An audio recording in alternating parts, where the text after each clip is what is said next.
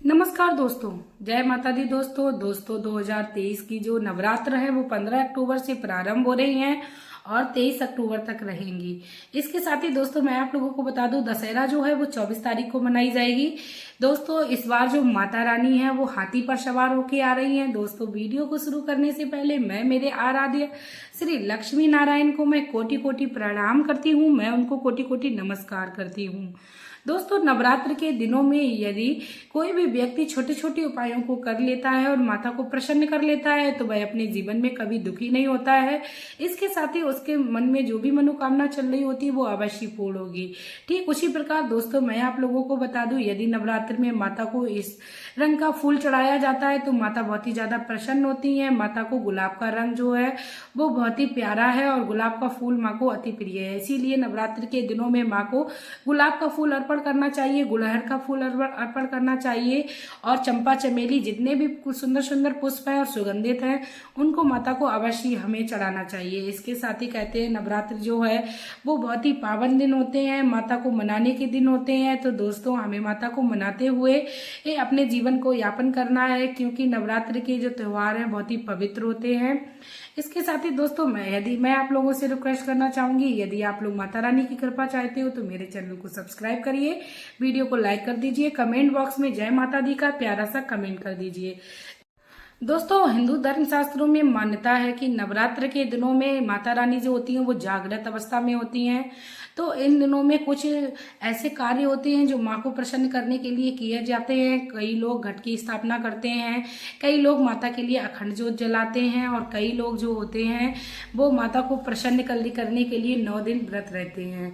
तब ऐसे में दोस्तों प्रश्न ये उठता है कि आखिर 9 दिन के जो व्रत है वो किस प्रकार प्रारंभ करने चाहिए और किस व्यक्ति को करना चाहिए। दोस्तों इस बार 2023 के जो नवरात्र पड़ रहे हैं वो अधिक मास के पड़ रहे हैं, क्योंकि अभी थोड़े दिन पहले अधिक मास पड़े थे। तो इसीलिए यदि कोई भी व्यक्ति नया रहना चाह रहा है, नवरात्रि के व्रत पहली बार रह रहा है, तो वह ना तो घट की स्थापना कर सकता है ना ही नवरात्रि प्रारंभ कर सकता है।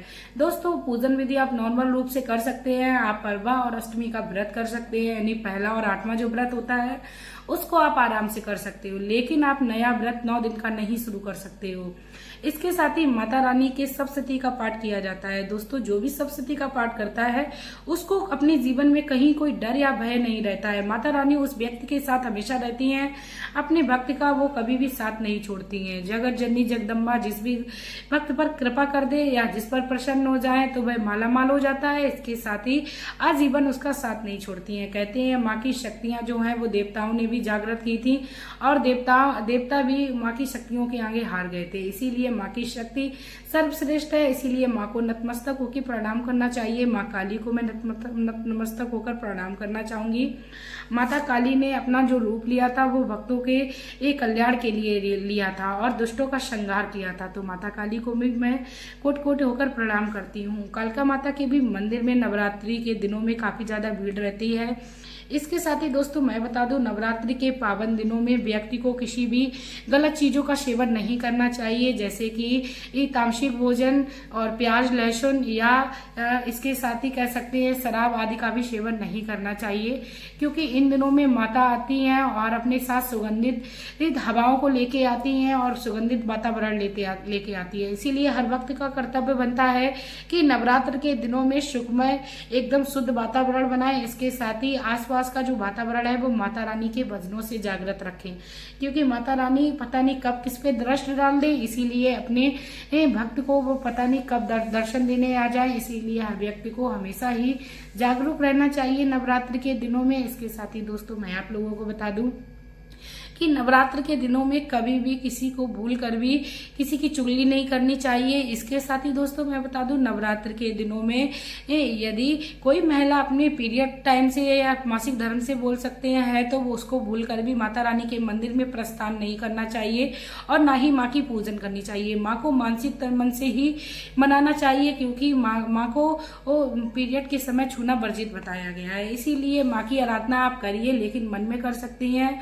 इसके साथ साथ ही कई लोगों का ये भी प्रश्न रहता है कि मैं मासिक धर्म से हो गई हूँ तो वैसे में क्या करें। दोस्तों मेरी तो यही राय रहती है कि आप मासिक धर्म से हो गई हैं तो आप ना तो व्रत करिए, ना ही आप पूजा करिए। आप माँ के लिए मन में अपना सम्मान रखिए, माँ से विनती करिए, क्योंकि माँ का ही दिया ये सब कुछ है, और यदि ये ना हो तो महिला आदि अधूरी मानी जाती है। इसीलिए माँ इसमें ही प्रसन्न रहती हैं। यदि ये आ गया है तो स्वाभाविक है। ऐसे में दोस्तों आप लोगों को बिल्कुल घबराना नहीं है। आपको अपने मन में किसी भी प्रकार का कोई संदेह नहीं लाना है कि माँ आपकी मनोकामनाओं को कैसे पूर्ण करेंगी या माँ आप पर प्रसन्न नहीं होंगी। ऐसा बिल्कुल नहीं है दोस्तों, क्योंकि ये इष्ट भगवान के द्वारा बनाया हुआ नियम है, इसीलिए हर व्यक्ति ही इसको करता है। दोस्तों हर व्यक्ति को मासिक धर्म के दौरान कुछ जो नियम होते हैं अवश्य करने चाहिए। इसके साथ ही दोस्तों मैं बता दूं, इस बार जो माता रानी है वो हाथी पर सवार होके आ रही हैं। तो हाथी पर माँ सवार होके आ रही हैं तो कहा जा रहा है जब माता रानी हाथी पर सवार होके आती हैं तो साल भर बरसात काफी ज्यादा रहेगी। आसपास का वातावरण जो रहेगा वो हरा भरा रहेगा। दोस्तों जब बरसात होगी तो जाहिर सी बात है आसपास का जो वातावरण है वो हरियाली और खुशहाली से भरा रहेगा। इसके साथ ही माता रानी हर उस व्यक्ति की मनोकामना पूर्ण करे जो माँ को एक बार भी मन से जय माता दी बोल दे। इसके साथ ही दोस्तों मैं आप लोगों से वीडियो में रिक्वेस्ट करना चाहूंगी, यदि आप लोगों को मेरी ये जानकारी अच्छी लगी हो तो प्लीज आप लोग मेरी इस वीडियो को ज्यादा से ज्यादा शेयर कर दें, और क्योंकि शेयर करने मात्र से आपको माता की कृपा प्राप्त हो जाएगी। इसी के साथ दोस्तों अब मैं लेना चाहूंगी आप लोगों से विदा। आपका प्यार और कीमती समय देने के लिए धन्यवाद।